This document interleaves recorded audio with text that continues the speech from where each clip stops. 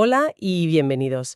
A ver, todos sabemos que los precios, bueno, suben y bajan, pero ¿y si pudiéramos anticipar las sacudidas en los precios de materiales que son, pues, absolutamente esenciales para nuestra tecnología? Pienso en los componentes de nuestros móviles, de los coches eléctricos, los paneles solares. Materiales que a menudo damos por sentados, sí, pero sin los cuales la economía digital y la transición energética, pues sencillamente, se paralizarían. Por eso mismo, hoy vamos a sumergirnos en un estudio fascinante. Unos físicos tomaron una idea nacida de la crisis financiera de 2008 y la aplicaron al mundo de las materias primas. Su propuesta es simple, pero muy potente. El comercio mundial de minerales no es una serie de transacciones aisladas, sino una red increíblemente compleja y a veces muy frágil. Mmm, Un problema en un único país productor podría desencadenar un efecto dominó, un colapso en cascada, que afecte a todo el planeta. es una analogía tentadora, la del contagio financiero. Sin duda, pero hay que tener cuidado. La idea de que la caída de un banco en Nueva York puede quebrar otro en Frankfurt en cuestión de horas es impactante porque se basa en la velocidad de la información y del capital. Y aquí la velocidad es otra, claro. Exacto. Un shock de materias primas viaja literalmente a la velocidad de un carguero. La pregunta que tendremos que responder es si un modelo inspirado en las finanzas puede capturar esa realidad física, con sus puertos, sus almacenes y todas sus fricciones logísticas. Veremos si la analogía aguanta el escrutinio. Un punto de partida perfecto para este análisis.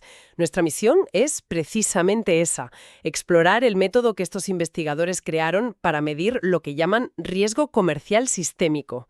Queremos ver qué nos revela este nuevo termómetro sobre las vulnerabilidades ocultas de Europa y de Estados Unidos. Y ya te digo que hay sorpresas. Pues empecemos por la base entonces. ¿Qué significa exactamente mirar el comercio como una red? Pues significa dejar de pensar solo en la transacción directa. O sea, no se trata solo de saber a quién le compras tú el litio para tus baterías. El estudio dice que eso es solo ver la primera capa. Lo realmente importante es saber a quién le compra tu proveedor. ¿Y a quién le compra el proveedor de tu proveedor? Justo, es una cadena global donde todos estamos interconectados, quéramos o no. Es la diferencia entre ver la foto de un solo árbol y ver, digamos, el bosque entero desde arriba, entendiendo cómo las raíces de un árbol se entrelazan con las del vecino. Claro, y entender que una plaga en un rincón del bosque que a ti te parece lejano, pues te puede acabar afectando porque esas raíces están conectadas bajo tierra. De hecho, el estudio visualiza esto en su figura 1. Son como telas de araña comerciales superpuestas, una para cada mineral, cubriendo el globo. Y lo que hacen es analizar la forma, la densidad y los nudos de esas telas. Y supongo que no todos los hilos ni todos los nudos de esa tela son iguales, ¿no? Ni de lejos. Y para medirlo, crean su indicador estrella, el Trade Risk. Es una fórmula con 3 ingredientes principales. El primero es lógico, la dependencia de la importación. Si un país necesita muchísimo de un mineral que no produce, es vulnerable. Hasta aquí, nada nuevo. Es el ABC de cualquier análisis de seguridad de suministro. Vamos. El segundo ingrediente también es intuitivo, la estabilidad política del vendedor. Es más arriesgado depender de un país con un gobierno inestable o con riesgo de conflictos que de uno estable. Y aquí es donde, para mí, el modelo empieza a hacer simplificaciones. Son necesarias, claro, pero hay que tenerlas muy en cuenta. Reduce la estabilidad política de un país entero a un solo número, basándose en un índice del Banco Mundial. Pero la realidad es más compleja. Un país puede tener un gobierno nacional muy estable, pero un conflicto localizado en la única región minera que produce ese material. El modelo, por su diseño, podría pasar por alto ese tipo de riesgo granular. Es una objeción muy pertinente, sí. Pero ahora llega el tercer ingrediente, el que, para mí, es el más innovador. Usan el concepto de PageRank. A muchos les sonará por ser el algoritmo original de Google para ordenar las páginas web. Ajá. La idea de que la importancia de una página web no depende solo de cuántos enlaces recibe, sino de la importancia de las páginas que la enlazan. Es una definición, digamos, recursiva de la influencia. Pues aplican esa misma lógica al comercio. Un país proveedor es sistémicamente importante no solo si exporta mucho, sino si exporta a otros países que a su vez son exportadores clave para el resto del mundo. Así capturan el riesgo indirecto, el que viene del proveedor de mi proveedor. Ya, Puede que tu proveedor directo sea un país muy estable, pero si él depende de un único suministrador muy inestable, tú tienes un problema enorme y puede que ni lo sepas. vale, acepto la premisa, es un uso muy creativo del PageRank.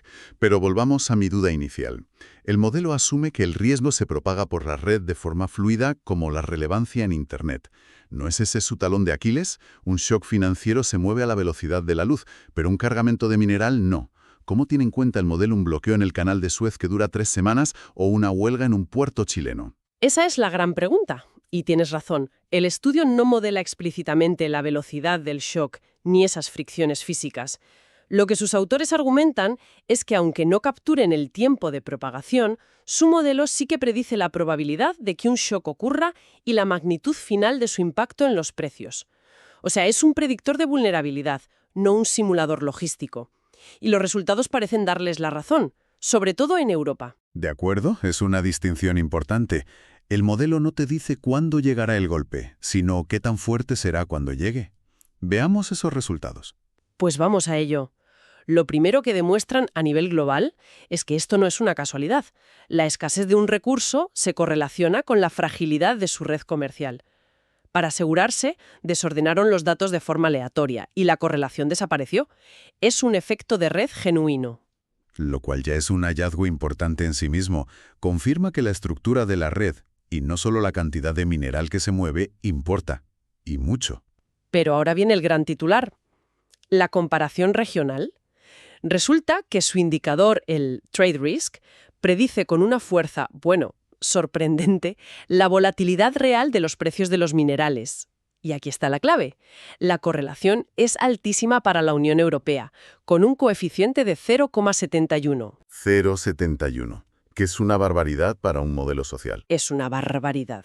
Para Estados Unidos también es notable, de 0,58.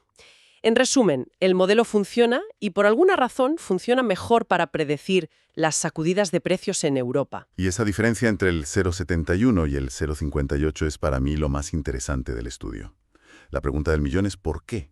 ¿Falla el modelo en Estados Unidos o está revelando algo más profundo sobre cómo gestionan el riesgo? Pues el estudio apunta a lo segundo. Señalan una diferencia clave en las políticas comerciales. Analizaron los aranceles y encontraron un patrón. Estados Unidos tiende a imponer menos barreras comerciales a los minerales que su propio modelo identifica como de alto riesgo sistémico. Ajá. La Unión Europea, en cambio, no parece seguir esta pauta. No hay una relación clara entre el riesgo de un mineral y los aranceles que le aplica. Entonces, la correlación más débil no es un fallo del modelo, sino una señal de su éxito. Podría estar capturando el efecto de una política de mitigación activa. Quiero decir, Europa, al bajar estratégicamente las barreras comerciales para esos materiales críticos, estaría amortiguando los shocks de precios que el modelo predice. Claro. La UE, al no hacerlo, sufre las consecuencias de esos shocks de forma mucho más directa, y por eso la predicción del modelo se ajusta casi perfectamente a la realidad de su volatilidad. O sea que el modelo no solo diagnostica la enfermedad, sino que la diferencia en los resultados entre regiones estaría revelando una posible cura. O al menos un tratamiento, sí. El Trade Risk no solo predice un riesgo abstracto, sino que podría estar midiendo la vulnerabilidad resultante de no tener políticas comerciales adecuadas para gestionarlo. El modelo te dice, cuidado, esta red es frágil, pero indirectamente también te señala que una gestión más inteligente de los aranceles podría suavizar los golpes. Eso le da una dimensión completamente nueva. Pongámosle cara a estos riesgos. ¿De qué minerales estamos hablando? Para la Unión Europea, el mineral con el trade risk más alto de todos es el berilio. Un metal ligero pero muy rígido, esencial para la industria aeroespacial y de defensa. Se usa en conectores de precisión, en satélites, en los espejos del telescopio James Webb, materiales de altísima tecnología. Pues bien, el 85% de la oferta mundial de berilio procede de un solo país, Estados Unidos. Es una dependencia casi total, un caso de libro. Claro. Para Estados Unidos, lógicamente, el riesgo es mínimo. Un caso claro de dependencia directa que cualquier análisis simple ya detectaría. El modelo aquí, digamos, confirma lo obvio. Cierto. Pero veamos el caso contrario. El mineral de máximo riesgo para Estados Unidos es el talio. Se usa en diagnósticos médicos por imagen, en cardiología, y aquí la cosa es más compleja. La oferta global está muy limitada, en parte porque China, uno de los productores, eliminó beneficios fiscales a su exportación en 2006. Y ese detalle es clave. La eliminación de esos beneficios fiscales no fue una medida comercial contra EU, sino parte de una política interna china para reducir la exportación de metales con un alto coste medioambiental en su producción. Esto demuestra perfectamente cómo una decisión de política interna, aparentemente no relacionada con la geopolítica, puede crear un riesgo sistémico global para otro país. Totalmente. Pero ahora viene el momento ajá del estudio, el patrón oculto que se ve en su figura 3. Si pones el ranking de riesgo para la UE en un eje y el de EW en el otro, ves que los minerales que aparecen con un riesgo alto para ambas regiones, los que están en la esquina superior derecha, tienen algo en común. La mayoría son subproductos. Un concepto absolutamente crucial y contraintuitivo, que la verdad a menudo se pasa por alto. Vamos a explicarlo, si te parece, con el ejemplo del indio, que es vital. Totalmente. Sin indio, pues, no tendríamos las pantallas de cristal líquido de nuestros móviles, de las tabletas, los televisores. De nada, vaya. Pues bien, no existen minas de indio. El indio se obtiene casi exclusivamente como un residuo del procesamiento del zinc. Este es, para mí, el punto analítico más fuerte de todo el estudio. Aquí es donde la geología y la economía se dan la mano. Ser un subproducto tiene una implicación económica brutal.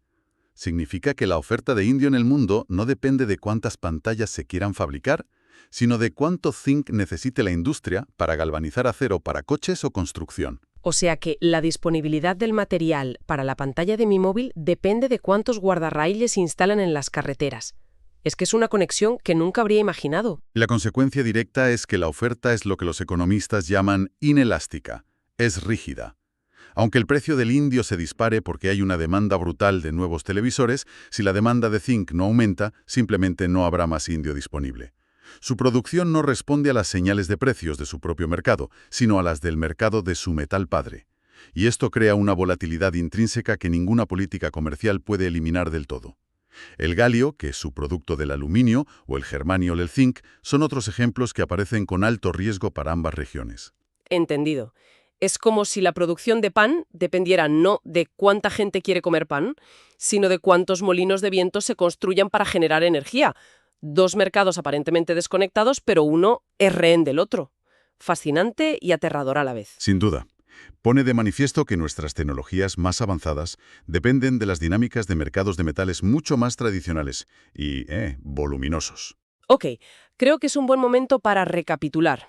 Si tuviéramos que destilar las grandes ideas de este análisis, la primera para mí es que hay que pensar en redes, no en líneas rectas. Y segundo, que se puede medir la fragilidad de esa red con un indicador como el Trade Risk, que sorprendentemente funciona y predice la volatilidad de los precios. No es solo un ejercicio teórico. Exacto. Lo que nos lleva al tercer punto. La diferencia entre la UE y EU sugiere que las políticas comerciales, como la gestión de aranceles, pueden ser una herramienta activa para mitigar estos riesgos sistémicos. O sea, no estamos indefensos. Y por último, la revelación de los subproductos. Muchos de los materiales más críticos tienen su oferta atada al destino de otros metales, lo que crea una rigidez en el suministro que es la raíz de muchas de estas vulnerabilidades. Un resumen perfecto, cierra el círculo. Pero antes de terminar, me gustaría lanzar una idea provocadora que el propio estudio menciona al final. Adelante. Si toda esta analogía con el sistema financiero es tan potente, digo yo, ¿por qué no llevarla hasta sus últimas consecuencias? Después de la crisis de 2008 se habló mucho de un impuesto sobre el riesgo sistémico para los bancos. Sí. La idea era que las entidades que más riesgo aportaban al sistema pagaran una pequeña tasa para crear un fondo de rescate o desincentivar esas conductas. ¿Aplicar eso a los minerales? Justo eso. Imagina que cada transacción internacional de un mineral de alto riesgo sistémico, como el indio o el berilio, llevara un pequeño gravamen. Un impuesto mínimo destinado a un fondo global para financiar dos cosas: crear reservas estratégicas o, más importante aún, investigar materiales sustitutos que nos liberen de esa dependencia. Llegaremos a un futuro en el que el precio de un dispositivo electrónico refleje no solo su coste de fabricación, sino también el riesgo geopolítico de los materiales que contiene. Sería como pagar un seguro de resiliencia en cada compra. Precisamente. Y es una cuestión que nos lleva al gran debate de nuestro tiempo. En un mundo globalizado, ¿quién debe asumir el coste de garantizar que el sistema no se rompa? ¿Las empresas, los gobiernos, los consumidores? El estudio nos da las herramientas para medir el riesgo. La pregunta que nos deja es, ¿qué estamos dispuestos a hacer y a pagar para gestionarlo? Una reflexión final perfecta, desde luego. Ha sido un análisis realmente revelador. Muchas gracias a todos por acompañarnos.